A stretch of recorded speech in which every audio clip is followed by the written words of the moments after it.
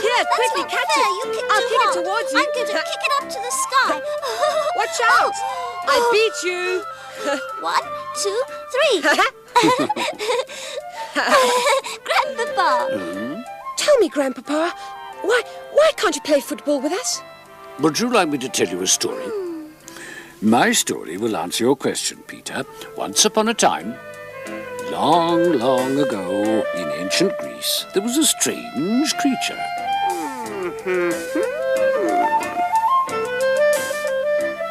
Huh? I've never seen a beast like you before. A mixture of woman, lion, and eagle. What's your name? Take care, Oedipus. I am the one who asks the questions, and if you don't know the right answers, I shall eat you. I am the Sphinx. So that's who you are. Well, then ask me a riddle. You'll never eat me. Ha! What walks on 4 legs in the morning, 2 at noon, and 3 in the evening? An insect? A tortoise? A giraffe? No, that's not it. The stick. Well? A stick. It's a man, that's the answer. In the morning of his life, a baby crawls on all 4s. Then later he walks on 2 legs. And in the evening of his life, he walks with the help of a stick, a 3rd leg. That's right, isn't it?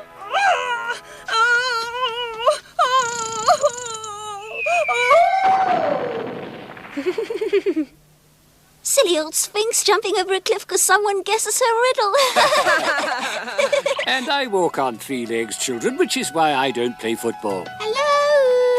Grandpapa, why do people have to get old? Well, Peter, our bodies get tired. They slow down with age and they don't function so well. For instance, look at my cut finger. It takes 10 times longer than yours to heal, and every second of the day there are thousands upon thousands of cells which die and have to be replaced. Grandpa, that's funny. Do you mean to say that cells get born and die just like people do? Of course, my little one. Look at the skin on the back of your hand. It's made up of dead cells.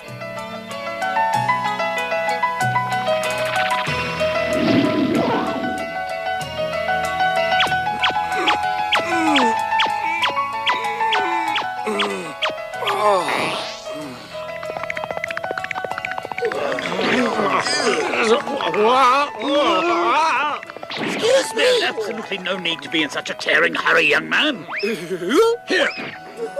What goes up must come down, so they say. Just watch.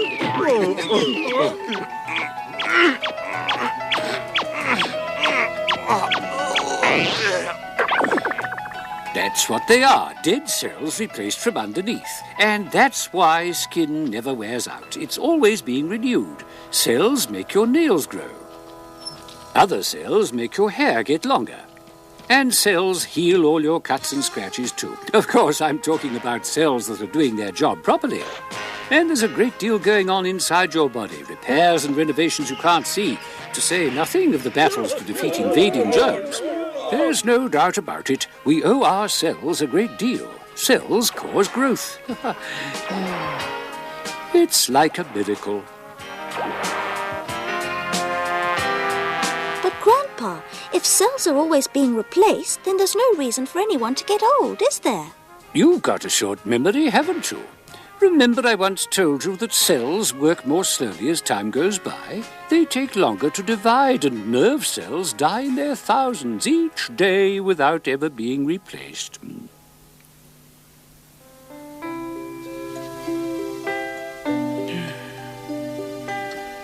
Just think, Grandpapa. Only a couple of years to go and you'll be 90. I can't imagine what it must be like to be as old as you. There's so much more to look back on than there is to look forward to. Oh, I have a great deal to look forward to. My future is in you, children. One day, when my chromosomes were young, they combined with my wife's chromosomes to make a new life. A child. That's how I handed over my baton in the relay race to eternity. Your parents did the same, with the result that there's a bit of me in you, my grandchildren. One day, when you have children of your own, they will go on with a little bit of you and of me in them, carrying on my line. The instructions of our genetic code really are immortal because they can be handed down forever. That's why I call it a relay race to eternity. I'd like to go in now. I'm feeling a little tired.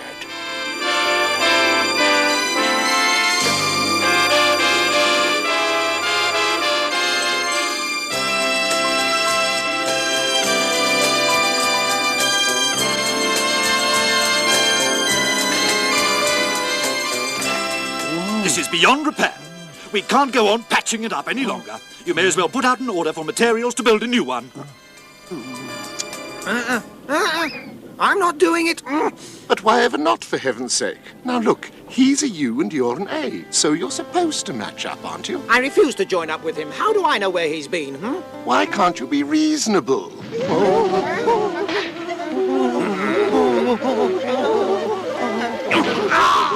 What do we do now? This ribosome decided to go in the blink, just when they're screaming for protein. Well, tough luck. I'm surprised the whole thing hasn't blown up long before now anyway. This cell's going from bad to worse. Look what's happening, Chief. Things keep breaking down. Shouldn't we try to mend them or something? It's serious. What do you expect? We're getting old. We all succumb to old age in the end, you know. Even cells wear out eventually, the defense system too. No one's immune to old age.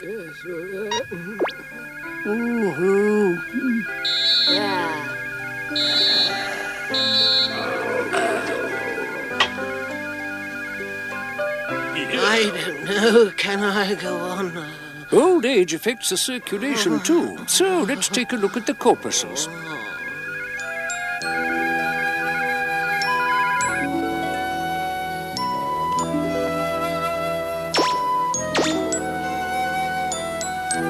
Look, old Professor Globus has called it a day. All this decay is enough to make a fellow feel quite tired out.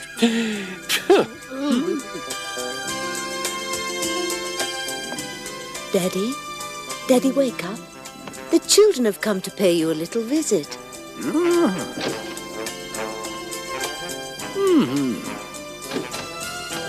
How are you, Grandpapa? I could be better. Can't expect much at my age. I'm asleep most of the time, but I don't feel sad in the least, you know. When my time comes, I'll go in peace, because I know that I'll go on living in you, my descendants. Do you know that you get the shape of your nose or the color of your eyes from me? That's my legacy to you, in the shape of your chromosomes. Yes. Why should I be sad? I shall live on in all of your personalities. There's a bit of me in each of you.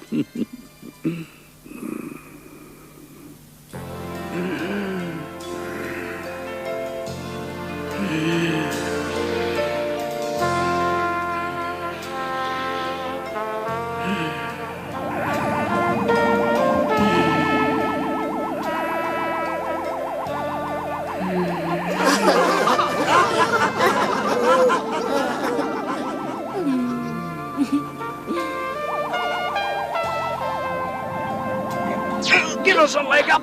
Don't drag me back, I'm supposed to get out of here! Why don't you get off my head for a start? Now look what you've done. Weak carbon dioxide bubbles are about to be buried under a pile of oxygen. Just fancy meeting all of you here. Hey, weren't you lot supposed to get blown out on that last breath? That's right, but the lungs simply aren't strong enough to blow us out. We won't get out now. Now, where has that child of mine got to? Lightail, where are you?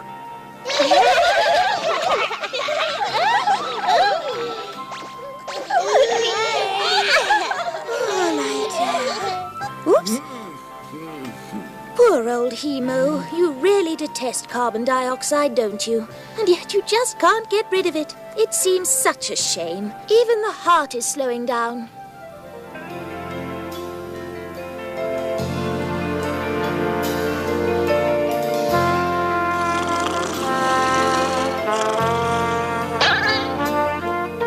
The security forces are sleeping on the job. Let's get them. Charge! The old man's heart no longer pumps blood as strongly as it did.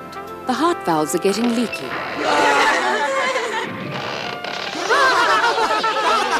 The power station of the heart can no longer keep up a healthy pulse rate. Oh dear, 50 beats per minute.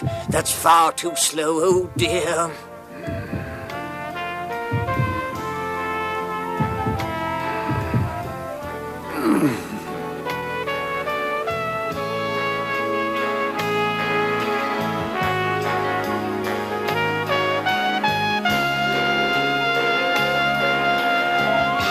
Oxygen supply to the brain is simply not enough. We'll have to speed up the rate of breathing and the heartbeat. Hurry, this is urgent. Hurry up. Oh, I've got an urgent message for the heart. It's from the brain. here. Increase the heartbeat from 50 to 65 beats per minute. But we're down to 40 already. It just won't work. The heart isn't getting enough oxygen to make it beat any faster. We're done for if the heartbeat won't accelerate. Huh. Oh, hurry up, Speedy. Take this to the heart immediately. Okay, I'm on my way, but I might not arrive. I'm utterly worn out. Uh-oh, the nerve signals are not getting through. Oh, this is the end. I'm long overdue for retirement anyway. That's it.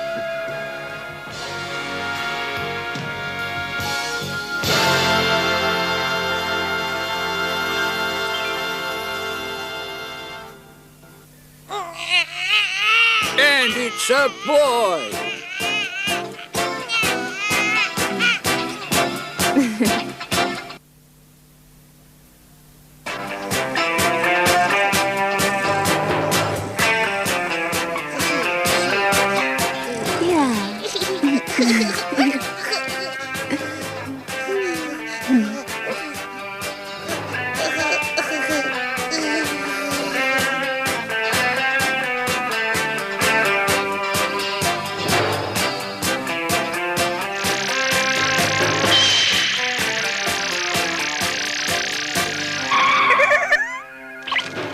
There's something yellow showing on the left.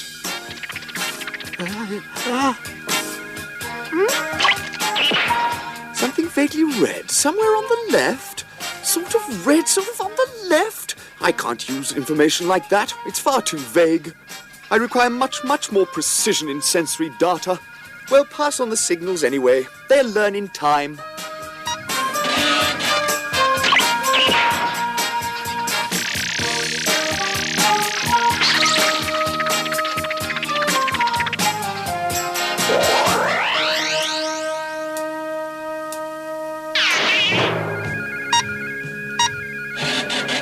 Here's a funny sounding order from the brain. Move the hands sort of to the left to grab a sort of object. What's this? I know it's all very confusing to begin with, but he'll learn quickly enough. You see, a baby is born with all the equipment, but it takes him some time to learn how to use it to recognize colors and shapes, and to coordinate his movements. This is what we call perceptual development. So send the message. How's the bloodstream? Water! Who'll buy my fresh water? Very best quality calcium. Going cheap, best quality calcium. Just what you need for healthy bones and a strong skeleton. Water! Who'll buy my fresh water? Water! Who'll buy my fresh water? Every single child needs calcium. You can't have healthy bones without it. And water? What about water? You've got to keep a baby well hydrated, haven't you? Huh? Yeah. Will you stop obstructing the way, you two? These proteins are urgently needed for big muscle-building projects. Out of the way, out of the way. Everybody's so busy. I like it. So do I, and there's always such a lot to do with a new life starting out. Look, it's the lymphocyte patrol. Hello. There are so many things to do, you know, like teaching the Defence Force about germs, for example. But the lymphocyte patrol know that. Oh, yes, they do, because they're here on transfer from the bloodstream of the mother. It's a stopgap arrangement. They're here to keep the body safe from germs and viruses, while the baby is busy training his own police force. Where do they train the policemen? In the thymus gland. That's the body's police college. I'd like to introduce Captain Peter and Lieutenant Claire of the Lymphocyte Patrol. They have been seconded to us from the maternal organism to assist us in setting up our very own security force. These experienced officers will instruct us in counter-infiltration techniques. The Staphylococcus And the Streptococcus. Shoot them on sight. The flu virus is extremely dangerous. Now, who can identify this friendly germ? That's E. coli! And death to all the others! Yes, Daddy. See? It's so good to be home. And how's my big son, huh?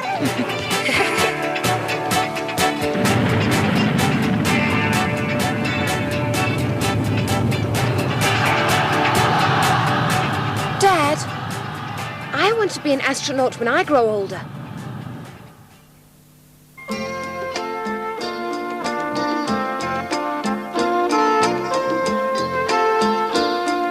And here is the apogee of the orbit. I would now like you to calculate the following using the data provided.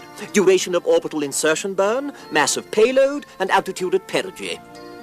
On the surface of the Earth, the heart pumps blood downwards with the assistance of gravity and upwards against the gravitational pull. Now, what happens in free fall when the body is weightless? Does the heart beat faster or slower? Good news. This is your last day of theory. You'll be happy to know practical begins tomorrow. At 0600 hours, we blast off for the space relay station, Hathor. Then transfer to the starship, Horus. The Horus with iron jets 100 times more powerful than the biggest atomic motor in space. Any volunteers for the great adventure? 7, 6, 5, 4, 3, Well, at first I 2, thought it was an earthquake, 1, but it was only a muscle contraction. 0. Something's wrong. Why should I feel so heavy?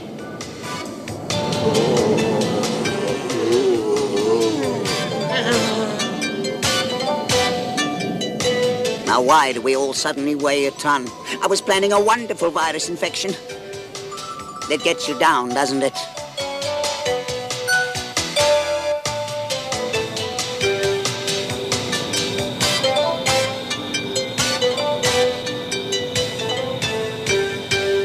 Normal atmospheric pressure is now restored in the cabin. Exercise caution in releasing straps, as we shall shortly be in zero gravity. When the motor stops burning, we shall be in orbit. Cutting thrust to 0, now! First I thought I was a lump of lead. Now I can float like a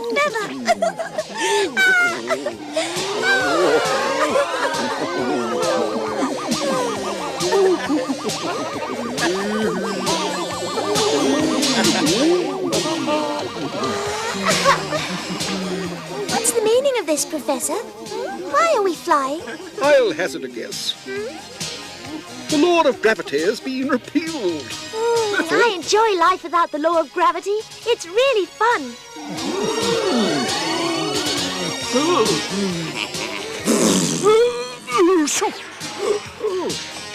Pressure is now 1 atmosphere.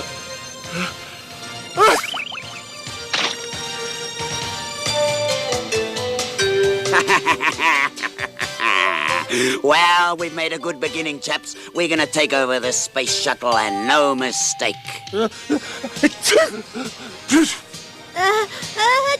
Goodness me, you've got a cold, and that could be very serious.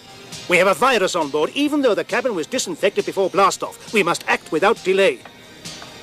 Firstly, to tackle the virus inside, a dose of alpha interferon to activate your bodily defenses. Secondly, get into your spacesuits. Opening airlock, now.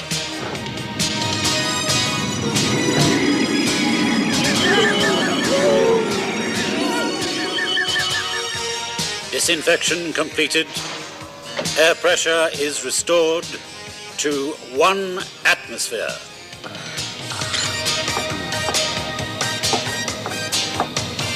You can check all the viewing ports. The station should be clearly visible now. Right, Colonel. Look at that. There she is. Isn't that fantastic?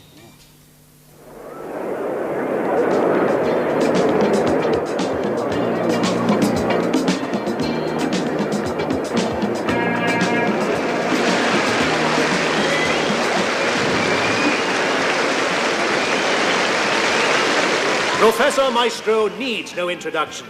He's the leading scientist of our century and the leader of our latest expedition.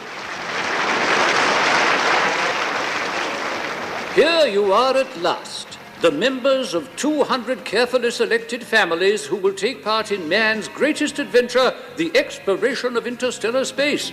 And I'm proud of the fact that men are going to the stars, not robots or computers. In the early years of the 21st century, there were great strides made in the field of genetic engineering.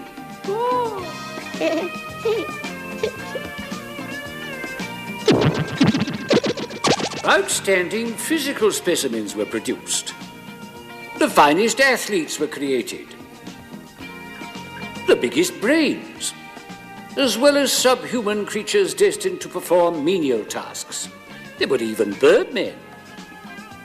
And fishmen in those benighted days. Power-mad men ruled the world at that time. Eventually, their excesses drove people to revolt. A few ambitious scientists tried to achieve immortality and a blueprint for just government by having their brains housed inside an enormous computer. The machine was also supposed to provide an eternal storehouse for their psyches. I'm sure you've all heard mention of the grand computer. But the grand computer was a failure. It became a megalomaniac machine which believed itself to be all-powerful and superior to its creators. Bow down and worship me. I am the grand computer. Men of flesh and blood defeated this machine and switched it off. And now ordinary men and women, made of flesh and blood, are about to undertake the greatest adventure of all time. At our beck and call, we have the most powerful computers ever created. Should anyone need to draw information from the total sum of human knowledge, then a simple implanted chip is all he needs to access this database. Yes, and yet the human brain outthinks the computer. And we ordinary mortals with our puny lifespan of 100 years at most, we shall explore the stars, explore eternity. Our starship, with its ion jet propulsion, is incredibly fast. However, even if we could touch the speed of light, which is 300,000 kilometers per second, it would take us 250,000 years to cross our own galaxy. And 10 times longer to voyage to Andromeda, our nearest galactic neighbor. This means that it will take maybe 100, maybe 1,000 years to explore only a few of the solar systems in the Milky Way looking for a habitable planet. Of course, none of us will live to see that day. No, the discovery will be made by the remote descendants of the people in this hall. And on that day, humanity will have taken a gigantic leap forward. Eventually, stately space liners will link Earth to her new colony. On that day, our species shall become the leading light of the space lanes. And on that distant day, lost to us in the furthest reaches of the future, the day when our children set foot on a new planet, we shall be with them.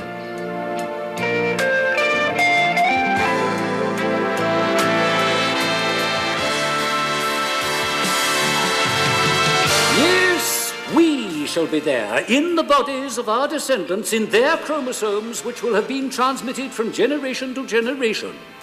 Yes, our chromosomes will move us into the future,